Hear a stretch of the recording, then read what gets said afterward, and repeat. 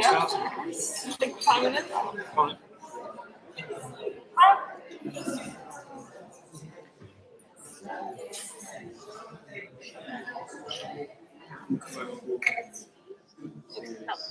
Is it on?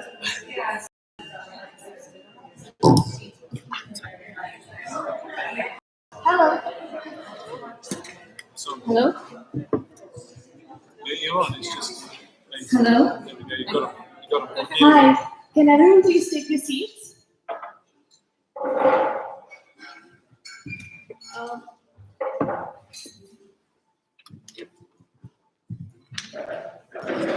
Can everyone at the back hear me? Yeah? Okay. Hi, and welcome to Bookback's first live event.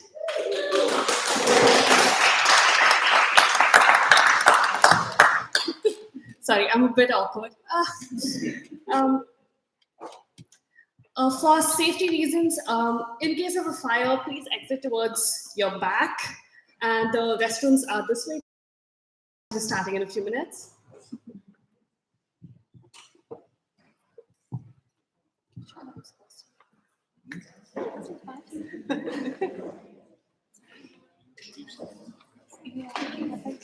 I just wanted to wait for a few minutes. That's a good idea.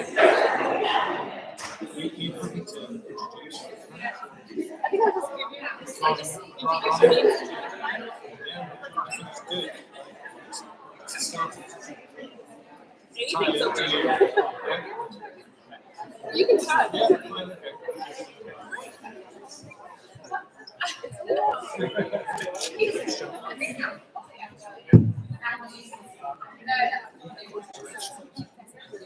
Yeah, fine, okay.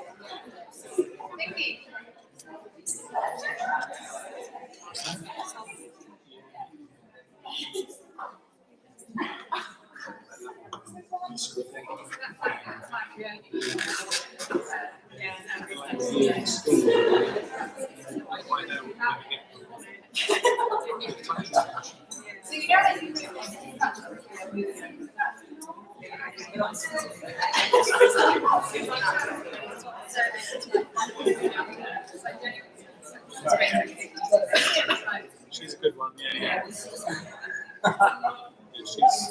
She's been fine. Yes.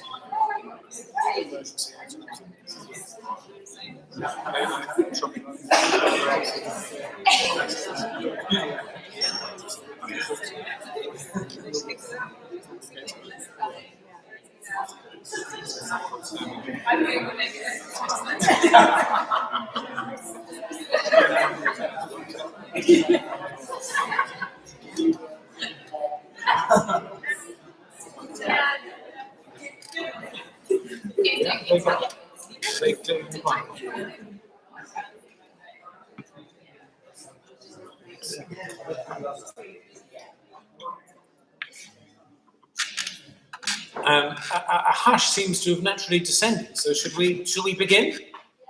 Thank you very much for coming.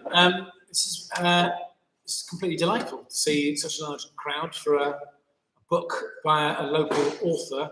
By way of introduction, this of course is Wiles, who has written live literature, which we're here to talk about. I should introduce myself as well. I'm Mike Wozniak. I'm a comedian. Some would disagree with that, but I just happen to live locally and I'm available. That's why I'm here. That's all local showboating. So I'm woefully underqualified to host this conversation, but it's informal, so we'll give it a go. Just by way of introduction, has anyone here read the book? Sid is, the book is dedicated to you, I think, Sid, so I think I would hope that you have read the book. And how many people have been to a literary festival? Sounds interesting.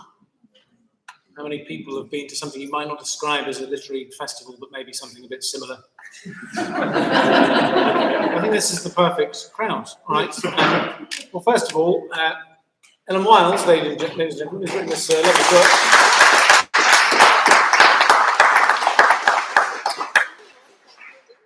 It's a pleasure. And hello to the live streamers as well. They've got no means of contacting us at all. You can hear us, by the way, at the back, can you? Are we all right, volume-wise? Great. Ellen, why don't you start off and tell us a bit about what the book is, because obviously not everyone has had a chance to read it. Yes. Okay, well, here it is. It's called Live Literature, the Experience and Cultural Value of Literary Performance Events from Salons to Festivals. And it emerged when I was thinking of what to do for a PhD. So it's one of those books that came out of a PhD. And I was changing careers at the time. And I used to be a barrister, but I was also writing a novel. And I was going to work my way into being a writer. And I thought, well, what would be an interesting thing to research that no one's written about? And I went to my first literary festival. And I thought, well, this is really interesting. These festivals and events seem to be really central to literary culture. They're happening everywhere. There's a festival in sort of every town, and these huge festivals like Hay that attract big names and thousands of people every year. And I thought, oh, what people have written about that? So I had to look, and it seemed like no one had written a book about live literature. So I thought, well, that could be a subject. So I started thinking about it, and it went from there really. And I was living in London at the time, so there were lots of different literary events as well, and they seemed to be expanding, and there were all these different kinds of events popping up. So literary salons like the Polari Salon, which is an LGBTQ+ salon that I've written about in the book, and other literary events like literary cabaret nights and literary death matches, which I think Mike has been part of a literary death match himself, as well as festivals. So I started going around them, and my research process was basically wandering around these events, accosting people, so random members of the audience, and which I call reader audiences. They're people who are audiences at performance events, but they're also readers, and then author performers, and also other people who are participants, like people who chair events and booksellers and publicists and other people who are interested, chatting to them about what their experience is like and what it meant to them. How does it change? How does going to an event change the way that you think about the author in the book that you're hearing about in that particular event, and what difference do they make to literary culture, and why are they so important? And it struck me that often literary events were thought of and talked about in the literary industry very much as just marketing opportunities, go and talk about the book and hopefully sell a few copies. But there was a lot more going on than that, and actually the way that these events work really did seem to affect the way people read books and talk about books, and they're really interesting spaces where people mingle and interact and talk about books with each other. So yeah, I thought there was a book there, and it ended up as this. But you didn't just have that topic, you've taken quite a distinctive approach to the book as well, because it's quite personal. It's in the first person. When you told me it was a PhD, and I have read it, at least that qualifies me to be here. Maybe it's not a dry. No. Yeah, it's not just a series of statistics or whatever it may be about attendance numbers. Yeah, I mean, I probably shouldn't have mentioned the PhD thing, because that would probably put people off. But when I went into it, because I had done other things, like I'd been a lawyer, I had another book that I was working on about Myanmar and Burma, where I lived for a while. That was coming out. I was also working on my novel, and I went into do a PhD really as a way into kind of thinking about books and writing, being a writer. I did not want to write the kind of dry PhD that would be stuck on library shelves and no one would want to read. I wanted to write a PhD that would turn into a book that would be of interest to people beyond just academics. So yeah, right from the start, I did try to write it in a way that was, using language that would bring the events to life and would kind of just evoke the experience of walking around the events, and would be interesting for people beyond, just other academics. It's a lovely reading. You've called that technique you've called experiential literary ethnography, right? Yeah. I mean, you have to categorize, your approach for these things. But yeah, it was actually a fun approach to sort of come up with and develop in the book. Yeah, which included little techniques like you described. You mentioned the technique of thick descriptions. Yeah. Which sounds potentially horrendous, but is Would you tell me Yeah. what a thick description Yeah, is? sure. Well, it comes from anthropology. So anthropologists are really interesting people who often, historically in the realm of anthropology have gone to distant cultures and written about them. And actually the most interesting anthropology to read often involves this thing that anthropologists call thick description, which is basically taking a novelistic approach to writing about culture. So going to places and really thinking about all the kind of multi-sensory things that bring the place and the culture to life, and thinking about, just what people are wearing and all, what the weather is like and what the architecture is like and all these kind of elements that make a place or a culture what it is. And that's basically sort of the techniques you learn when you're doing creative writing and being a novelist. So yeah, I wanted to bring that into writing about literary events and take a kind of anthropologist's approach to them, to kind of work out how they worked by going around them, and then not just kind of taking information and then sort of condensing it into a summary of what I think is going on, but also layering in just the real ways people spoke. So in the book there are a lot of just conversations with people as I saw them, but then interspersed with my own kind of description of what it's like to be walking around, Hague, for example.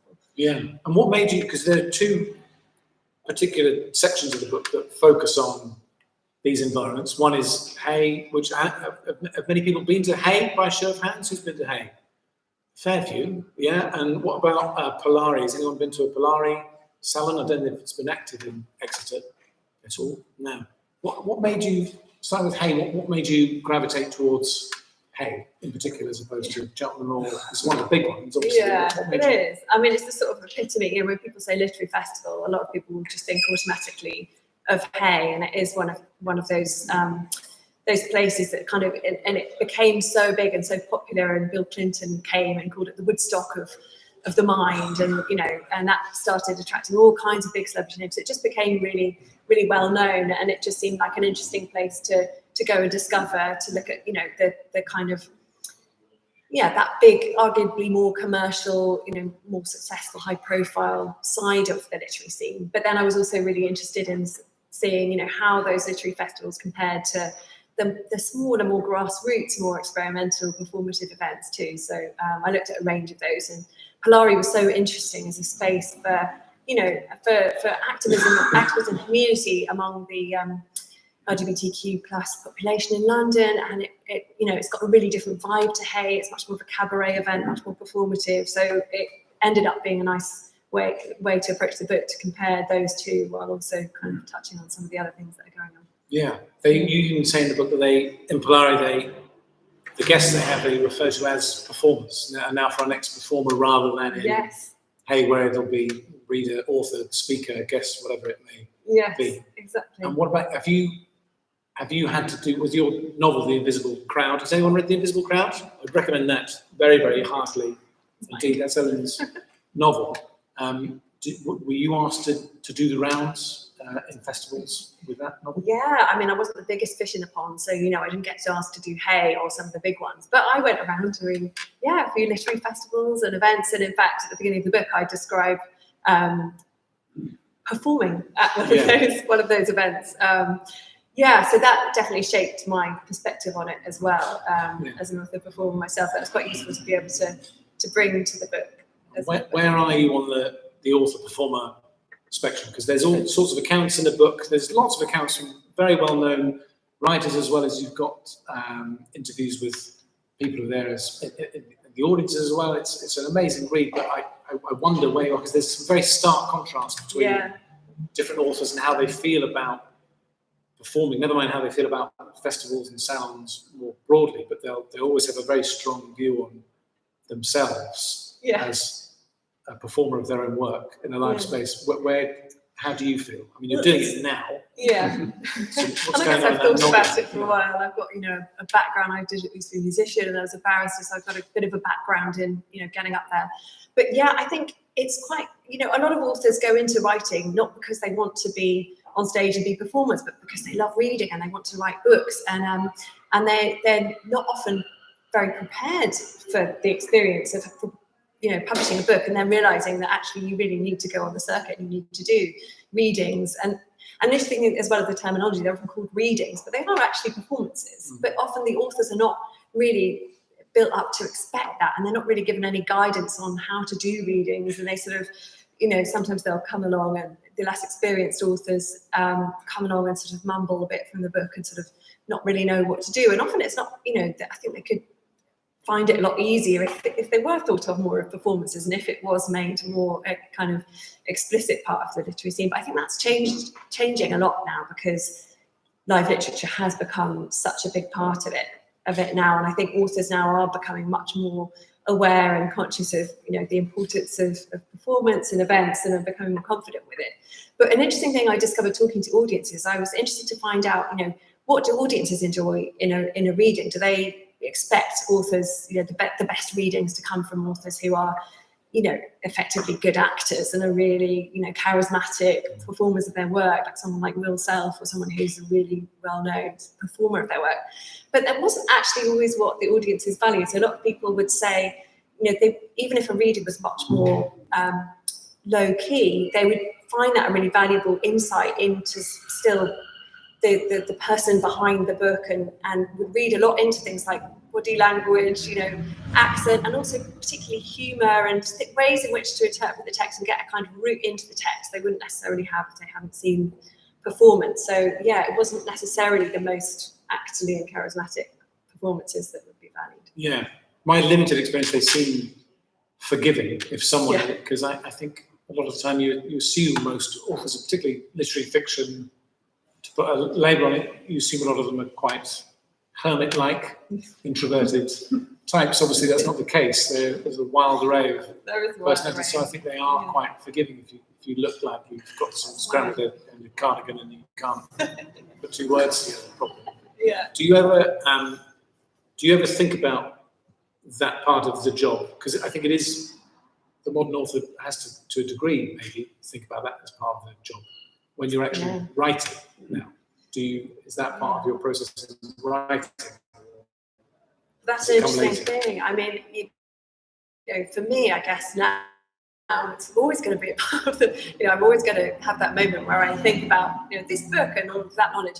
But for me, and I think for most of the author performers I spoke to, they really wanted to try and put that aside while they were writing, and to focus on the book itself and not be too worried about the audience and the reception. I think the same goes for just readership generally. If you start thinking too much about who's going to read it and how they're going to interpret it, you get a bit paralysed. But a lot of author performers told me that they do, especially towards the end of the process of writing a book, start to think, how would this work read aloud? Which passage would I do when I do my first literary festival? What would I read aloud, and how would that go down? So I think it has sort of, wangled its way into the process for quite a lot of people. Yeah.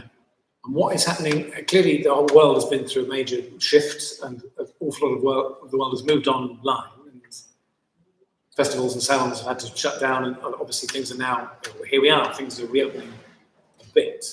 How has that changed the literary festival scene for the time being? And what might be the long-term implications? Because we've got a virus we're going to be for a long time. What changes are people making? It's been a huge impact. It's so lovely to be here with all of you real people in a real space again. But for so many people in the literary industry, it's been catastrophic, particularly event organisers and programmers, but authors too, and publishers. And it's been a huge change that people have had to adapt to. And people have been really inventive. There have been great online events where there's been so much progress in sort of making the online events work as effectively as possible. And I think now that things are starting to come back in the future, there will be, we're streaming tonight, and I think there will be just a hybrid future for most live events. But I think, as I explore a bit in the book, the reasons why this is, there really is nothing that compares. You'll know as a comedian doing stand-up, there's nothing compares to being in a room with real people. And there's interesting cognitive science that I touch on in the book as well about that, about what actually happens to our brains. There's really fascinating research about the ways in which our brains as an audience and a collective in a room start ticking together, and hearts even beat together in a live performance event. And there are all these ways in which being present in a room creates a so much more memorable and significant experience than being online, when just the media of the screen makes everything feel the same. But mean, how's it been for you? You've just done your first stand-up event. I did. I did my first proper. There's been some live things I've done recently, but first proper gig back on Sunday doing stand-up, and I was woolly. I was very, very woolly indeed on stage, but it was completely joyous to be there physically with a group of people and responding, in real time. I did shy away from the online stand-up. I didn't have the courage to go for any online stand-up. People did bravely try and do gigs online. Did anyone see any comedy online during that? Good for you. Well done. I'm really pleased someone did. Because I've got some good friends who went down that avenue and they were heroic, but I didn't have the courage to do it, I'm afraid. But it's so lovely, and it's a sort of crucial part of life. And I think with stand-up, because you get used to a type of writing which is very different from a novel or a book like this, where it's years of research and it's very considered. With stand-up, it tends to be just an idea comes out, and you can then try it out that evening and see how it works, and then if it doesn't work, pretend you didn't mean it and move on. Can't quite do that with a novel. Yeah, I guess it's all about kind of creating laughter, so that dynamic is like more overtly part of it, and then you're developing your own work along the way. But I think with live literary events as well, you don't have that such an obvious kind of element of you're trying to kind of get laughs all the time necessarily, or but I think there are these kind of subtle things that go on that often aren't thought about or really consciously acknowledged, but that just do seep in and shape how you experience an event. Oh yeah. Quiet in a literary festival tent. Quiet is rapt attention. It's prickling and it's joyous and it's lovely. Quiet in a stand-up venue is terrifying. I can imagine you're very brave. Very brave. It's just narcissism. That's all it is. And would you mind reading a bit of the book? Is now a sort of okay time to ask you to give us a little things where it feels appropriate. We're here to talk about live literature. Yeah, I've made an argument for readings in the book, so I can't very well not do one. So yes. Right, here goes. So I'll just read a bit from the prologue where I describe my own experience of being at a live literary event as an author performer. Okay. Live in a library. Conversation burbles among the waiting audience who've packed out a spacious Victorian drawing room. Darkly polished wooden floors are laid with Persian rugs, the walls are lined with tempting fiction spines, and the room boasts not one but two fireplaces, one of which is now lit and flickering on this chilly February morning. I shimmy my way through to the front and perch on a bench under a side window next to a poet who's also going to perform today. Glancing outside, I see a few more people hurrying through the dove-grey mizzen towards the entrance. My novel, The Invisible Crowd, only came out last year, but it's already starting to feel like old and insignificant news in the publishing world, as the flurries of new fiction releases keep on coming and piling up on each other like endless fresh snowdrifts, including runaway bestsellers and major literary prize winners. So I'm grateful to have been invited to perform here in what will be my first live literature event of the year, and I'm curious to find out what this little festival will be like. There are about 80 people in the audience, I'd say, all of whom appear to be white, about 2/3 of whom are women, of varying ages and dress styles. I have an hour's session to fill by myself today, which gives me much more scope than the standard festival format and allows more time for readings from the novel. I remember my surprise when, before my first ever literary festival event, I was firmly told by the chairperson that there would be no readings at all, as if their inclusion would be an indulgence. After an introduction by one of the festival hosts, I thank her and smile out at the audience as I introduce myself and my novel and register several smiling faces in return. I outline the main characters and the polyphonic structure, and I explain that the story was inspired by a case I worked on years back when I was a barrister. Then I talk for a few minutes about the effect the case had on me and the political and media narratives around immigration and asylum that I wanted to explore through fiction. People seem to be listening intently enough. I don't spot any frowns that suggest displeasure rather than concentration, so I relax a little. In order to give people a good sense of the various voices in my novel, I've planned to read from 5 sections, each of which involves a different point of view. I prepared a PowerPoint presentation with a different image to project for each one, which I hope will make help focus people's attention and distinguish each scene from the next, and just make the event experience feel a little more performative. I launch into the readings, doing my best to make the delivery engaging, to speak clearly and at a moderate pace, and attempting to render a subtle difference between the various characters' voices. I experiment by reading a section from the chapter that's narrated by Joe, a Lincolnshire bin man, which I've never performed for at an event before, and I even brave a slight accent. Thankfully, I don't fluff it, at least to my knowledge. In fact, I get some laughs in places I've meant to be funny, which is encouraging. And the readings seem to be flowing. There is still a sense of intensity in the room. I don't spot anybody drifting off. Anyway, after the readings, I speak briefly about the value of fiction, the novel as a form, of reading as an activity, and the audience collectively at one of my favourite Ursula K. Le Guin quotes, "We read books to find out who we are." To change gear and involve the audience in a more unexpected exercise, I invite them to co-read a poem on the theme of migration by Ruth Padell from her marvellous collection, The Mara Crossing. Some lines of that became an epigraph to the novel. So I propose that each person in the audience reads one line aloud before passing the baton to the next person, and so on.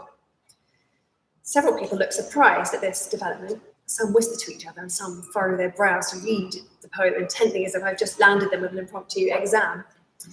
I'm going to be judged for this, I can see, so I hope it will work. I read the first line aloud, then nod to the woman on the right of the front row who reads her line with panache. The man on the next to her follows, and one by one, the distinct quality of each voice in the room rings out. Voices that I wouldn't necessarily have heard if I hadn't risked this exercise.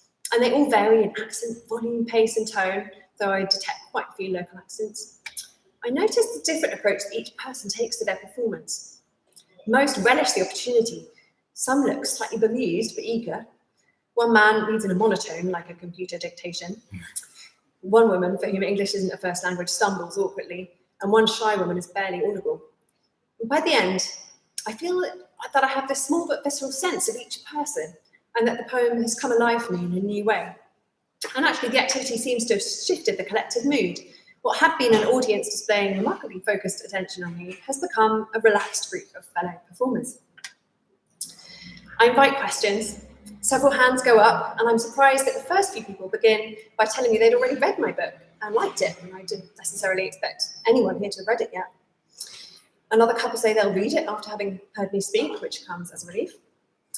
Questions span topics from research processes to the technique of writing different voices to immigration policy, and then adaptation, and I answer as best I can. I wondered if you thought of sending it to a film or TV company. It'd make a terrific 6-part series, one woman says, beaming at me, which I have to grin wryly and explain that my agent has put it out there, but there's been no take-up as yet. But if there happen to be any film producers in the audience, the book could be their oyster, which also applies to me. Laughter ripples. At the very end, when my hour's just about up, a tall woman seated towards the back with silver, neatly curled hair and a serious face puts her hand up. "I'm sorry," she says, "but I can't let this go unsaid." And then she stops. The pause extends and then swells. People shift awkwardly in their seats, and some look around at her, wondering what she's about to say, and others glance at each other. My stomach lurches. She must have taken issue with the politics I've alluded to around the book, I think, and perhaps want to point out to me, can't let everyone in who claims to be a refugee, or ask pointedly whether I don't think we need to draw the line. This kind of thing has happened before, and I don't mind it. In fact, I enjoy countering a range of reactions to the content of what I've written, if not to the quality. But it seems like a shame for an event that's otherwise been so enjoyable to end on a bit of a sour note. Still, I tell myself, at least some people here have indicated they enjoyed the book and this event. And even if this one person has hated it, and even if most fiction readers out there have never heard of my little novel, and even if nobody ever buys a copy again, then at least it exists in print and it's had a brief moment in the sun. That's something. But then I notice that the woman is crying. Her face has gone beetroot. She's pausing, it seems, because she's struggling to speak. And finally, she says in a croak, "I'm sorry, I was just so moved by what you just read, and it was so wonderful. I just have to tell you." And I found myself nearly welling up too, because I'm so taken aback and touched by it, and it just feels like a moment that epitomizes the best I could have hoped for in writing the book. Just to have that sense of my work connecting on an emotional level with just one reader, someone I've never met before and probably won't meet again. And in just one instant, it seems to make up, at least just temporarily, for all the years spent crafting and revising and all the stresses of pitching and failing, all the pressures of publication and reviews and sales numbers and publicity efforts and endless private self-derogatory comparison with novelists who are all clearly more talented and successful and savvy than I am. And especially lovely for this to be happening now at a live event among such a nice audience. So I thank this woman in the audience whose colours now faded a little and tell her it really means a lot for me to have said that. And inwardly, I resolved to do more myself to share my responses to books and art that I've loved with their makers, even if not in a live or public forum. But I also can't help wondering, from a live literature research perspective, to what extent this woman's response was genuinely determined by the contents of the sections of the novel I just read aloud, and if so, which ones and why?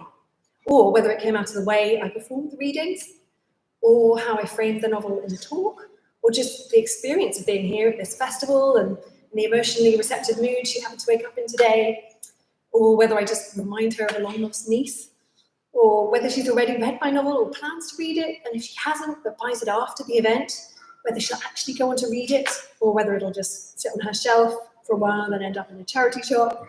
And if she does read it, whether the silent reading experience will match up to what she felt in this session, and how much fiction she usually reads, and what kind of books she likes, and how many literary festivals and events she's been to before, and what she felt about them, and what drew her to come here today, and where she lives, and who she's come with, and what her occupation is. But I can't ask her any of these questions. This is not time or the place for a research conversation, so I have to wrap this session up.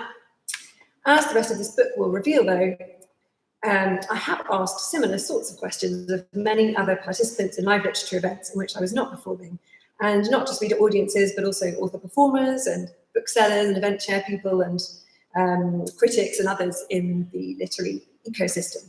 And their answers have been varied and unexpected, thoughtful, enlightening, hilarious, and baffling. Lovely.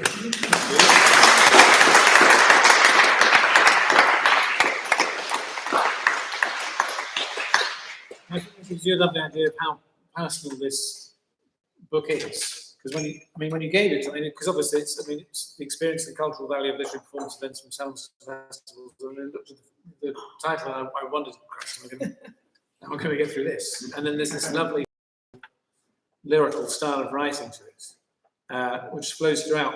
And I was going to ask, because people have different views of, particularly Hay, I think, is maybe more divisive than others because it's so huge and it's had its Clintons in the past and what have you. And you mentioned in the book how little has been written about the live literature scene, and that I think was it 2004 or 5 or so. There were a couple of articles saying it's become too commodified already, or arguing that it's a dumbing down of literature. And obviously, this book is very balanced, and you have lots of views in it. But am I right in thinking you seem fairly positive about the live literature scene in general? Yeah, I mean, there are so many things to say in response to that. I mean, with Hay, it is on the commercial end in terms of the literary industry. Hay features the biggest names, and often they are celebrities who happen to have published a book, but they also, often the authors who've got the biggest advances. And some of my conversations, would be people who organise and sponsor it, reveal, that connection between what gets marketed and pushed in the press, and then the amount of money that's gone into the advances and all of that. But there is a place, I think, for an event like Hay, which is a sort of showcase for the biggest books in the industry, and it also does have events where they do have events with debut authors and authors in translations, which I talk about in the book, and a variety of voices. And I think just going around speaking to all kinds of different audience members who go to Hay, often it's such a stimulating experience for them. One woman I spoke to, who I talk about in the book, described herself as a Hay guru. She spoke really movingly about how she leaves her family every year, comes by herself for a week. She's got a really high pressure job, She just goes off by herself a week, just immerses herself in this place where you're in this kind of green field surrounded by hills, and there are these events with the kind of the most prominent thinkers and writers and books, and she loves reading.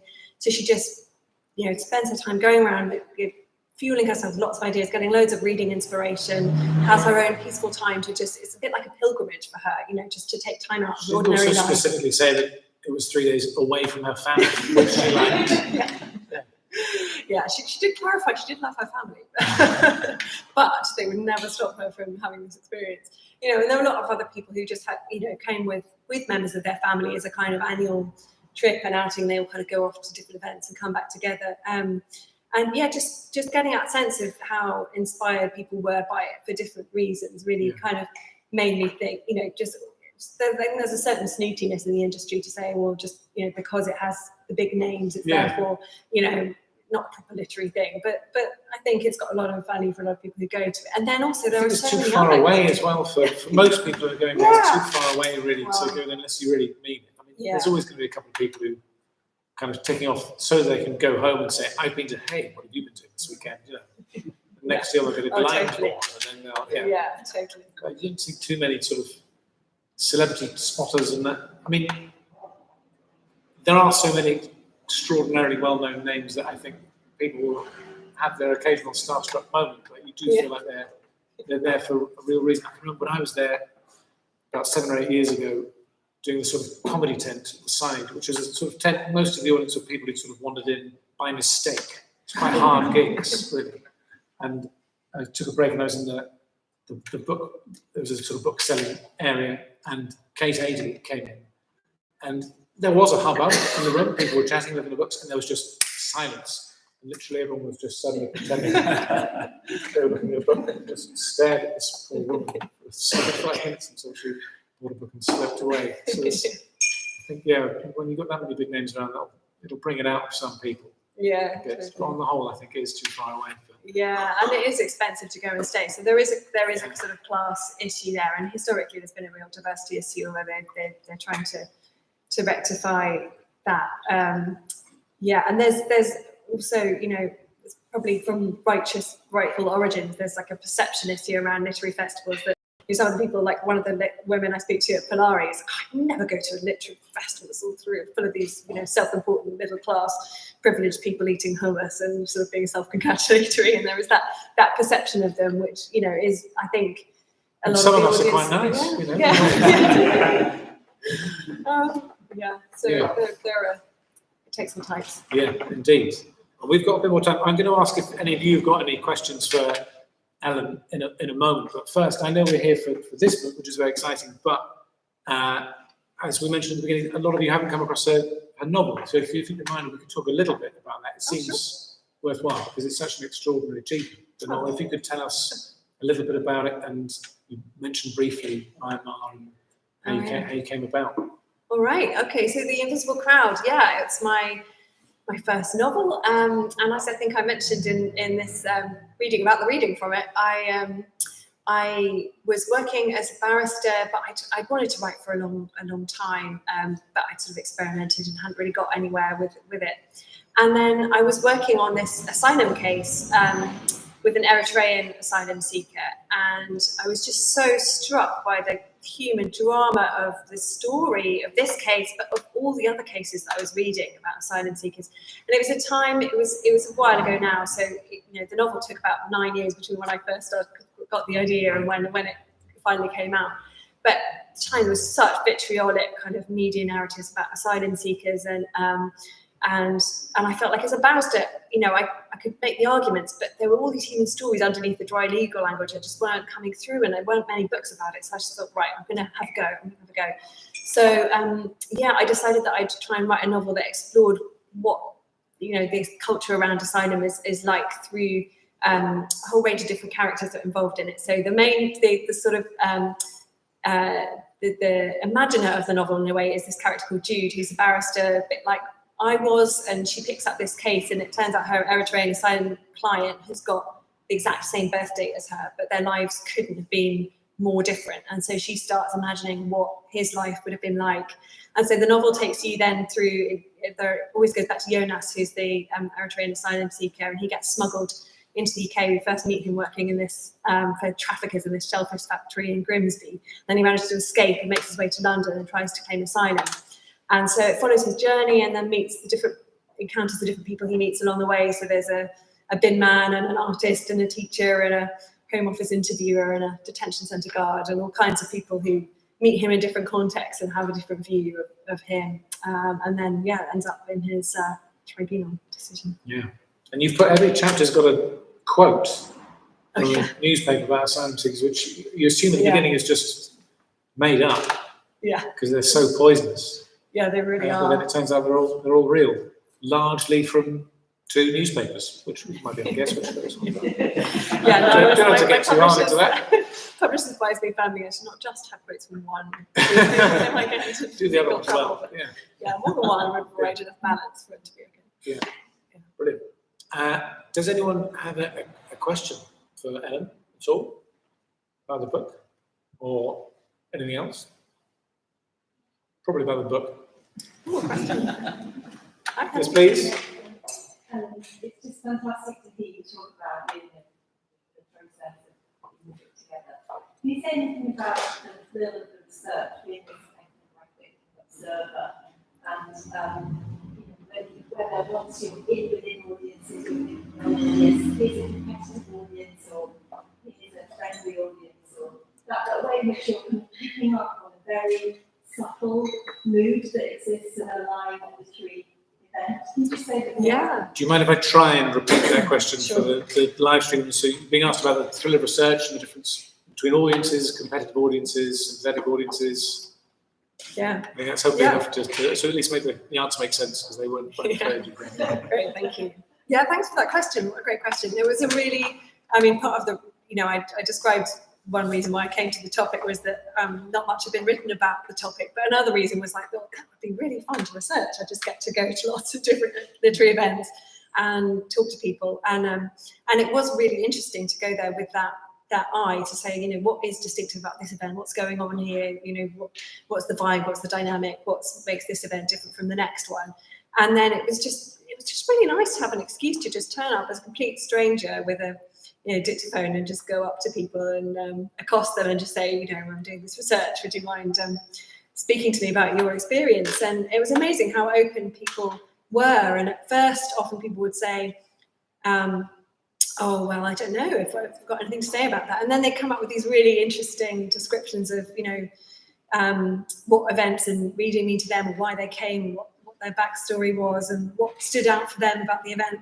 So talking to different people was really stimulating. You never knew what was going to happen next. Like one encounter at Hay, I ended up meeting Jude Law in the green room that I described on the events. That was not what I expected when I started doing PhD research, but but it was from that experience of just meeting all kinds of just random members of audiences that I would never otherwise have got to speak to. So that was a really, really lovely part of the process, and I did really enjoy the research. Yeah.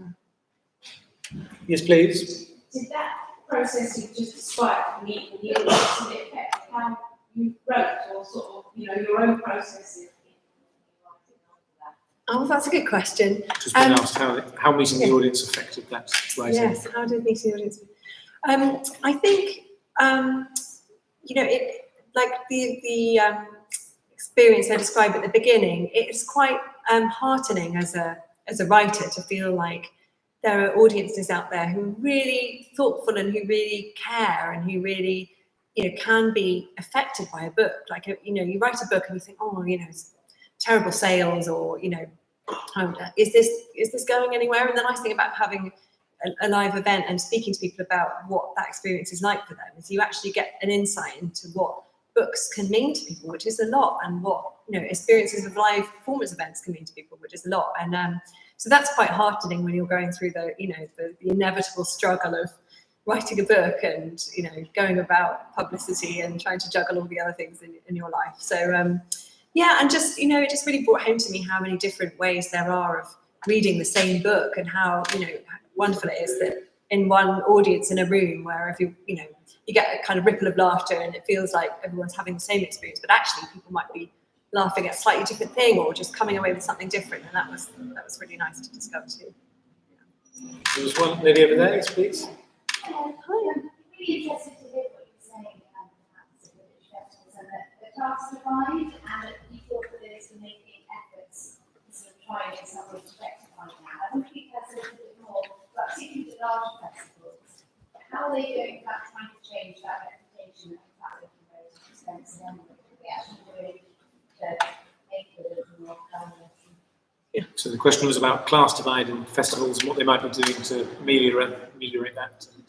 Yeah, no, it's a great question, and I think it's a really, really important question as well, to make sure that literature is properly accessible to the whole range of audiences who would enjoy it. And I think Hay is an example of they've tried to have various initiatives to invite local audiences in who can come at reduced rates and to reach out to different demographics. But as Mike was saying, it's hard just to get there. So there is that expense of just being there that rules people out.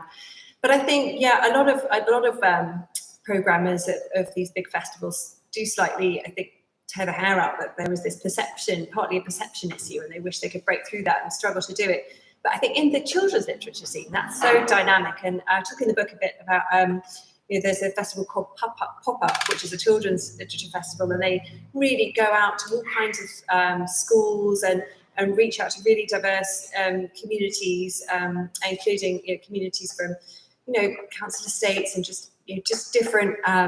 It's a whole trying to get as wide a demographic as possible. And their events are super diverse, and also featuring diverse authors on stage. I think a lot more festivals now are doing that. That is really important too, to diversify audiences, to make sure that there are a range of people from different races, classes, ethnic backgrounds, on stage, and make people feel included. Like, this is the kind of event that they could feel resonates with them. So there are different ways of doing it. I think a lot of programmers are really trying now to do that, but there is still a gap for a lot of events of both perception and reality. Yes, sir. Yeah, so what you did put it already, but just thinking about COVID and the pandemic, we've all been through.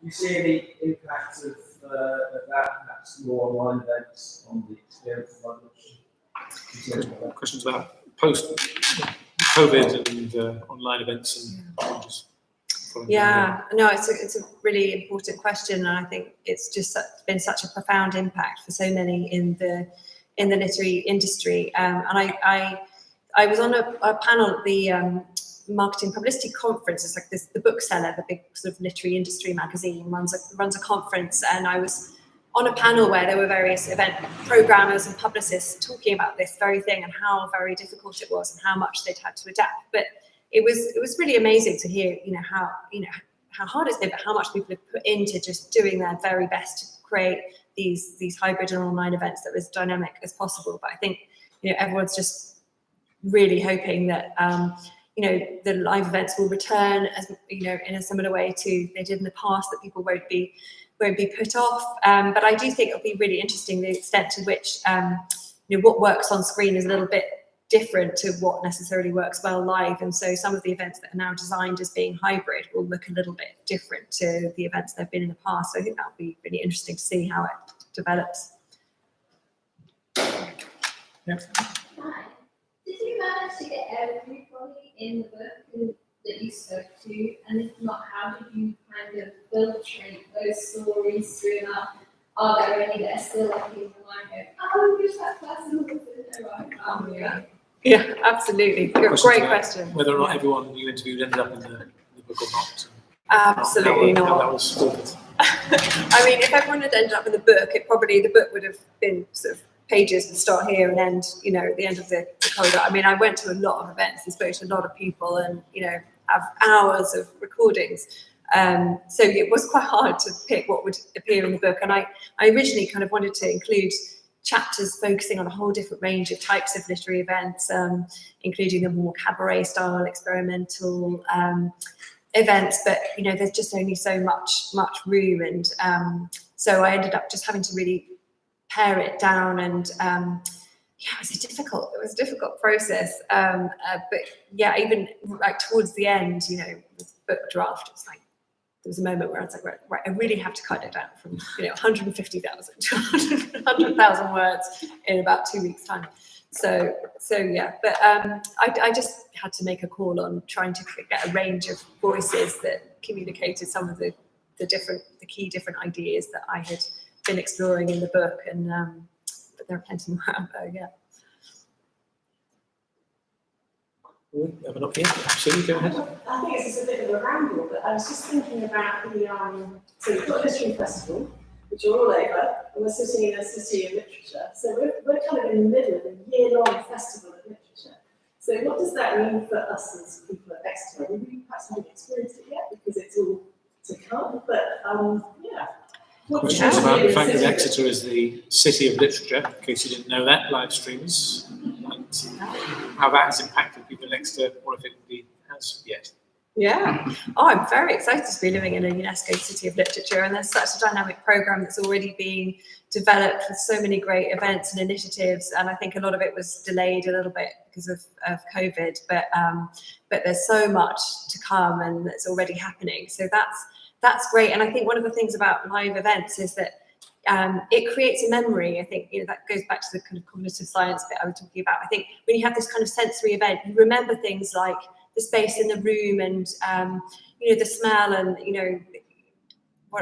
whatever it might be, and these things lodge in your memory and they stick with you, and then you reflect on it, and then you're more likely to talk to other people about it, as well as talking to people who might have also been at the event, and that kind of event has a ripple effect, and I think hopefully there'll be all kinds of dynamic events like this springing up around the city, and it'll just create a more vibrant literary culture where more people talk about books and what books mean to them, and that can only be good. Lovely. Well, if that's it, first of all, thank you to all of you for coming. It's absolutely delightful to see you all here. It's really lovely. Thank you to Sacred Ground for hosting, and thank you to the Book Bag as well for hosting this event. You can, if you want to, you can buy either Live Literature or The Invisible Crowd. But I think most of all, thank you very much to Ellen Wiles, who also plays the flute. Amazing. Not tonight.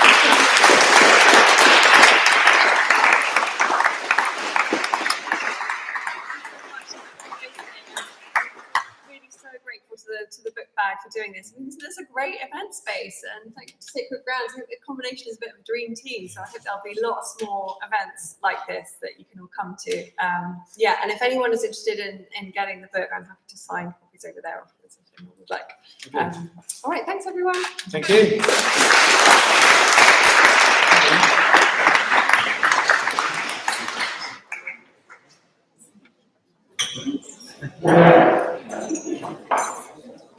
I'd like to sing again.